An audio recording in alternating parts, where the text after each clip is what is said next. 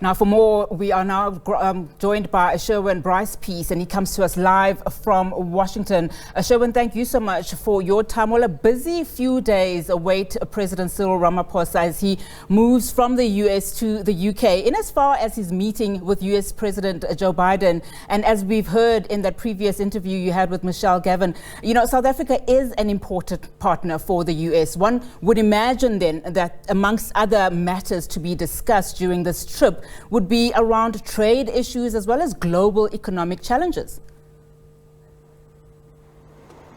Yeah, this is not just going to be a trip about South Africa's position on Ukraine, right? I mean, I think that is probably a big misconception. They might very well touch on issues of global and regional security. We think about the terrorism activity in Cabo Delgado in northern Mozambique, among other regional concerns. But this trip, Unati, you correctly point out, will have a very big trade and investment and economic focus, particularly if one thinks about some of the practical things that South Africa wants to see happen in the short term, including the removal of tariffs that were imposed by the Trump administration on South African aluminium and steel exports to the United States, among others. Of course, South Africa is also seeking to reinvigorate its growth trajectory, right? The tepid economic growth is not able to grapple with issues of staggering unemployment. There's also the element of the transition away from fossil fuels and the financing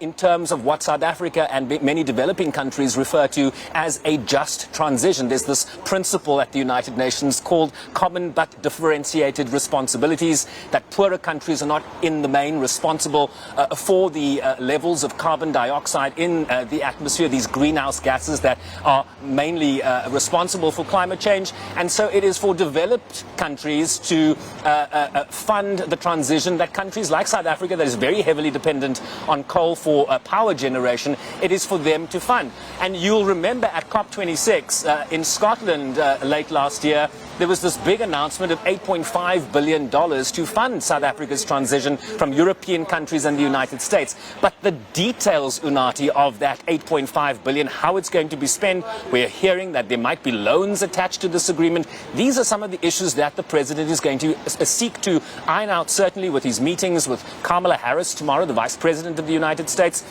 and then followed by a lunchtime meeting with President Biden, and then he'll meet with congressional leaders later. But there is this notion that relations are not as close between the United States and South Africa. South Africa, of course, a leading democracy in Africa, in the world. The United States certainly positions itself in that way too. And this was a question put to Naledi Pandor, the Minister of International Relations and Cooperation. She spoke yesterday at the Council on Foreign Relations here in Washington. And Jendai Fraser, former U.S. Assistant Secretary of State for African Affairs, a former ambassador to South Africa, asked her this question, that when they disagree with the United States, think about the war in Iraq, for example, there was very pointed criticism from Pretoria given U.S. actions in that regard. And they feel that the same level of criticism, the snark perhaps, if you want to term it that way, does not apply when it comes to countries like Russia and China, right? Russia has invaded Ukraine, and we haven't seen a vociferous denunciation on the level that we saw in terms of South Africa criticizing the invasion in Iraq. This is how Naledi Pandor responded to that question. Watch.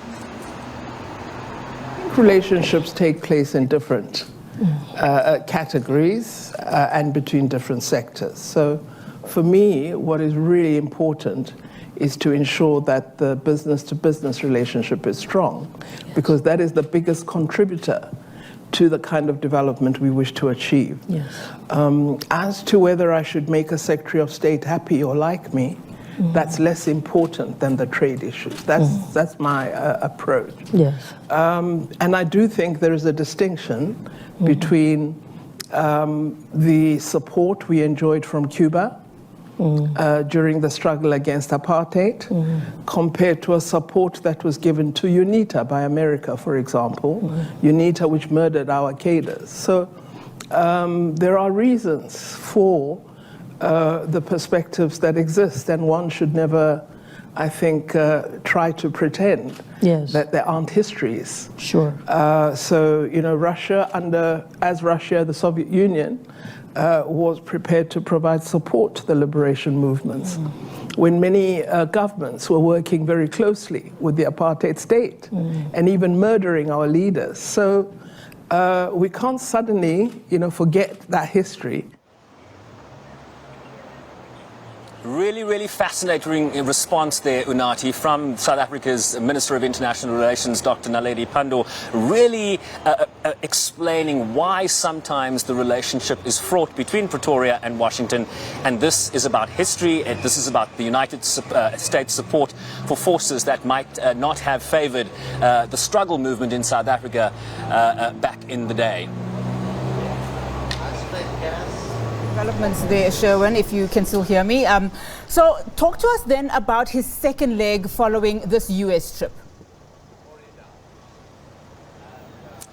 Right, so there was a lot of speculation, right, about this because everything's a little bit up in the air. The presidency is certainly juggling a few balls at the moment. There was a great deal of consternation about this invitation from the royal family for the president to attend the funeral. He has now accepted that invitation, and it would appear at this point, although it's not 100% confirmed, that he will not now attend the UN General Assembly in New York, which, of course, the high-level week kicks off on Monday. The president, we understand, will record very possibly his message to the General Assembly. So they'll play a tape in his absence, and he will head to London for that funeral of Queen Elizabeth II, which takes place on Monday. But then what essentially happens in that sense is that Naledi Pandor becomes the chief of delegation, the leader of the South African delegation. So she will go on to the UN General Assembly, and they have a very, very big program in New York. There is a Transformation in Education Summit. Of course, that is a big issue,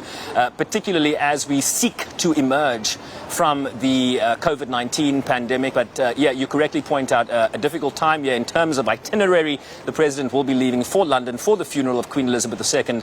Naledi Pandor will lead South Africa's delegation in New York next week, and we'll certainly be there for that. Sherwin Bryce-Pease, thank you so much for your time coming to us live there from Washington. As you've heard, you know, that trip to New York by President Cyril Ramaphosa of the high-level segment of the annual United Nations General Assembly, he might then just be leaving a message, a virtual one for that matter.